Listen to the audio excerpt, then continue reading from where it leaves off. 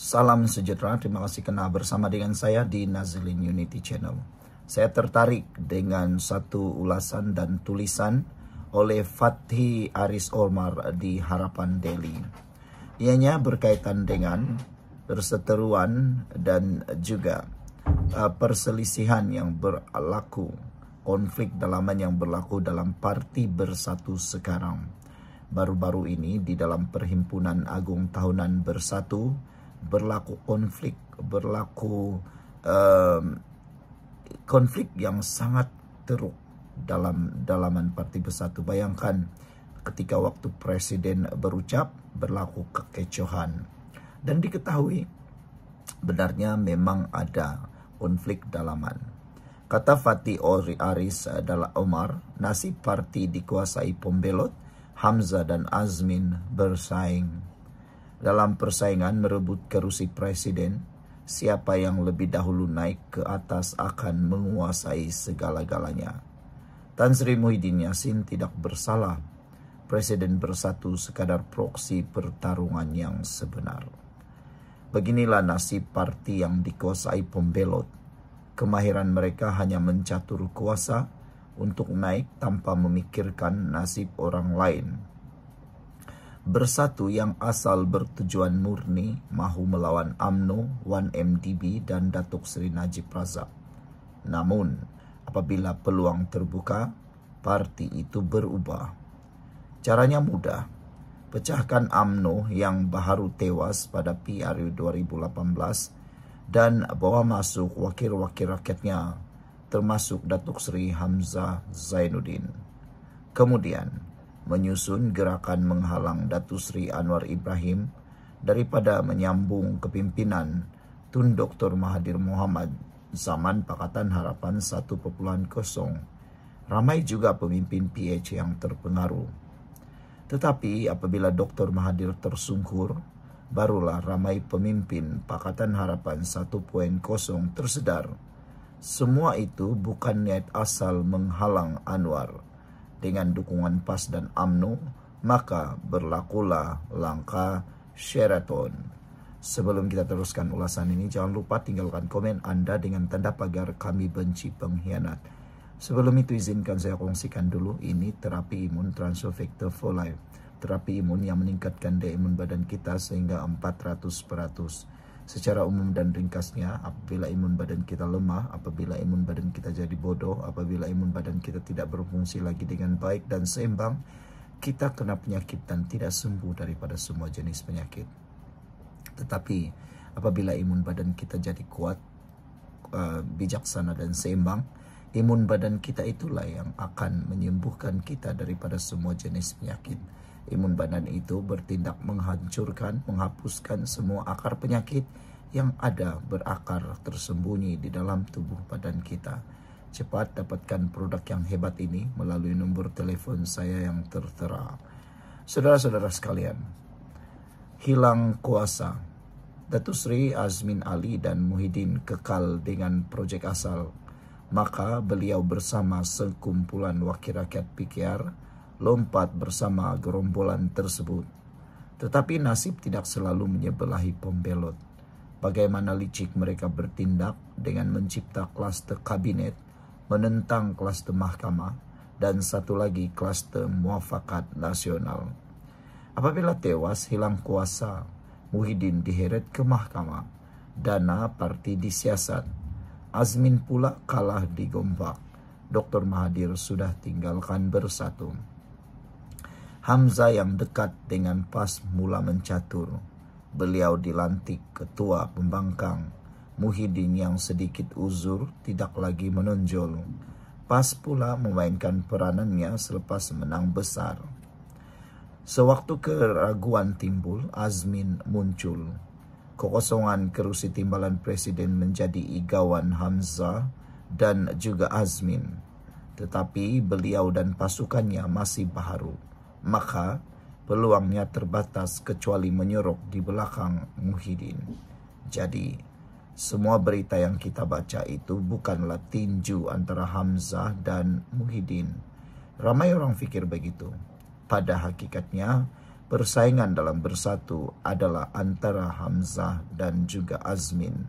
Tinggal Azmin menguatkan blok Muhyiddin sebab kepentingannya lebih besar di sini. Apatah lagi sebagai Setiausaha Agung bersatu. Sekian dulu untuk kali ini. Jangan lupa tinggalkan komen Anda, tekan butang subscribe. Bye-bye. Salam sejahtera. Terima kasih kerana bersama dengan saya di Nazlin Unity Channel. Hak pelucutan RM 169 juta Ismail Sabri Yaakob mengejutkan kita semua dalam berita pagi ini. Saudara-saudara sekalian, Ismail Sabri Yaakob adalah seorang bekas Perdana Menteri yang kini berhadapan dengan isu mahkamah, pendakwaan di mahkamah yang sangat besar. Ia membabitkan penemuan wang tunai, jongkong emas dan wang yang begitu banyak sekali. Namun demikian, Ismail Sabri Yaakob tidak berhasrat cabar permohonan SPRM lucut hak wang lebih 169 juta. Yang mengejutkan kita, kenapa tidak dicabar? Itu yang kita benar-benar terkejutlah. Mahkamah Session pada Isnin diberitahu bekas Perdana Menteri Datuk Seri Ismail Sabri Yaakob dan bekas setiausaha politiknya Datuk Muhammad Anwar Muhammad Yunus tidak berhasrat untuk mencabar permohonan pihak pendakwaan untuk melucut hak wang tunai 169 juta ringgit yang disita Suruhanjaya Pencegahan Rasuah Malaysia SPRM. Timbalan Pendakwa Raya SPRM Mahadi Abdul Jumat memaklumkan perkara itu semasa prosiding sambutan kes di hadapan Hakim Suzana Hussein. Mahadi berkata, kedua-dua responden iaitu Ismail Sabri dan Muhammad Anwar melalui peguam mereka telah menghantar surat bertarikh 28 Ogos lepas kepada mahkamah bagi menyatakan pendirian terbabit. Pihak kami memohon supaya satu writ atau satu warta pihak ketiga di bawah Seksyen 41 dalam kurungan 2 Akta SPRM 2009 dikeluarkan untuk permohonan ini dan kami akan cuba untuk menyegerakan proses tersebut, katanya lagi. Sebelum kita teruskan ulasan ini, jangan lupa tinggalkan komen Anda dengan tanda pagar kami benci sakau. Sebelum itu, izinkan dulu saya kongsikan kepada Anda semua, ini terapi imun Transufactor for Life. Terapi imun yang meningkatkan daya imun badan kita sehingga 400%. Secara umum dan ringkasnya, terapi imun ini mengajar, mendidik, menguatkan, dan juga menyeimbangkan imun badan dalam tubuh badan kita. Apabila imun badan kita jadi kuat, apabila imun badan kita jadi bijaksana, apabila imun badan kita jadi seimbang, imun badan kita akan menjadi kuat untuk mengenal mana satu lawan, mana satu kawan dalam tubuh badan kita. Lalu imun badan yang bijaksana, seimbang itu akan mengenal mana satu lawan, mana satu kawan dalam tubuh badan. Dan imun badan itulah yang akan menghapuskan dan menghancurkan semua akar penyakit yang berakar di dalam tubuh badan kita. Apabila itu berlaku, kita sembuh daripada semua jenis penyakit. Cepat dapatkan produk yang hebat ini melalui nombor telefon saya yang tertera, dan produk ini lulus KKM halal, diperakui oleh dokter-dokter di seluruh dunia dan merupakan penemuan paling bersejarah dalam dunia kedokteran pada abad ini. Cepat dapatkannya sebelum Anda terlambat. Mungkin ini adalah jawaban kepada doa Anda selama ini. Saudara, sementara itu, peguam Datuk Amir Hamzah Arshad yang mewakili Ismail Sabri Yaakob dan Muhammad Anwar mengesahkan kandungan surat berkenan. Suzana kemudian membenarkan permohonan pendakwaan untuk mewartakan notis kepada pihak ketiga yang mempunyai kepentingan ke atas wang tunai berkenan dan menetapkan 1 Oktober depan untuk sebutan lanjut. Saya benarkan warta dikeluarkan kepada pihak ketiga sekiranya pihak berkenan ada kepentingan terhadap harta-harta yang disenaraikan, kata beliau. Saya kekalkan tarik bicara untuk pihak ketiga hadir di mahkamah pada 1 Oktober depan.